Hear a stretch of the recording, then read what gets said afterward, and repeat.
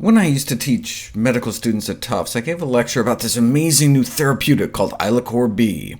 I talked about all the new science, all the things it could do, excellent safety profile, and just as they were all scrambling to buy stock in the company and prescribe it to all their patients, I did the big reveal, apologizing for my dyslexia. I had gotten it backwards. All this time, I had been talking about broccoli. Sulforaphane is thought to be the active ingredient in broccoli, which may protect our brain, protect our eyesight, protect from free radicals, induce our detoxification enzymes, help prevent cancer, as well as help treat it. For example, I've talked about how sulforaphane can target breast cancer stem cells. But then I talked about how the formation of this compound is like a chemical flare reaction requiring the mixing of a precursor compound with an enzyme in broccoli, which is destroyed by cooking. This may explain why we get dramatic suppression of cancer cell growth from raw broccoli, cauliflower, Brussels sprouts, but hardly anything from boiled, microwave, or steamed, except for microwave broccoli that actually retains some cancer-fighting abilities. But who wants to eat raw Brussels sprouts? I shared a strategy, though, for how to get the benefits of raw in cooked form. In raw broccoli, when the sulforaphane precursor, called glucoraphanin, mixes with the enzyme, called myrosinase, because you chopped or chewed it, given enough time, sitting in your upper stomach, for example, waiting to get digested, sulforaphane is born. Now, the precursor is resistant to heat, and so is the final product. But the enzyme is destroyed, and with no enzyme, there's no sulforaphane production. That's why I describe the hack and hold technique. If you chop the broccoli, Brussels sprouts, or kale, collards, cauliflower first, and then wait 40 minutes, then you can cook them all you want. The sulforaphane is already made. The enzyme has already done its job, so you don't need it anymore.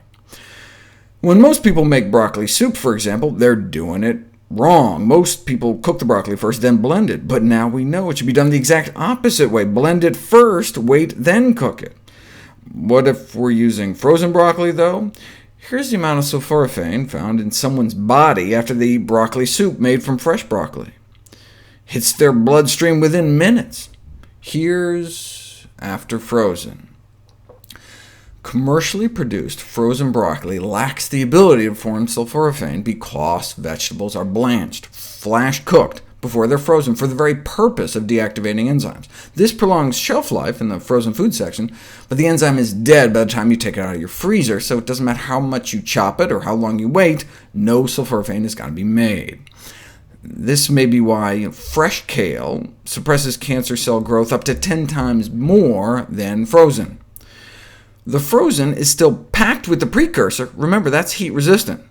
And they can make lots of sulforaphane out of the frozen broccoli by adding some exogenous enzyme, but where are you going to get some myrosinase enzyme from? Now, they bought theirs at a chemical company, but we can just walk into any grocery store. This is another cruciferous vegetable, mustard greens. All cruciferous vegetables have this enzyme. Mustard greens grow out of little mustard seeds, which you can buy ground up in the spice aisle as mustard powder.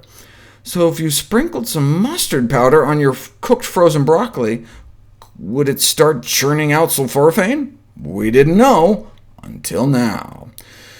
Boiling broccoli prevents the formation of any significant levels of sulforaphane due to the inactivation of the enzyme. However, addition of powdered mustard seeds to the heat-processed broccoli significantly increased the formation of sulforaphane. Here's the amount of sulforaphane in boiled broccoli. This is how much you get if you add a teaspoon of mustard powder. That's a lot, though. How about just a half teaspoon? Worked about just as well, suggesting maybe we could use even less. Domestic cooking leads to enzyme inactivation of myrosinase, and hence stops sulforaphane formation, but addition of powdered mustard seeds to cooked cabbage family vegetables provides a natural source of the enzyme, and then it's like you're practically just eating it raw. So, if you forget to chop your greens in the morning for the day, or are using frozen, just sprinkle some mustard powder on the top at the dinner table, and you're all set. Or some daikon radish, or horseradish, or wasabi, all cruciferous vegetables packed with the enzyme. Here they just used like a quarter teaspoon for 7 cups of broccoli, so just a tiny pinch can do it. Or you can add a small amount of fresh greens to your cooked greens, right? Because the fresh greens have that enzyme that can go to work on the precursor in the cooked greens. One of the first things I used to do in the morning is chop my greens for the day, and so when lunch and supper rolls around, they're good to go, as per the hack and hold strategy. But now with the mustard powder plan, I don't have to pre-chop.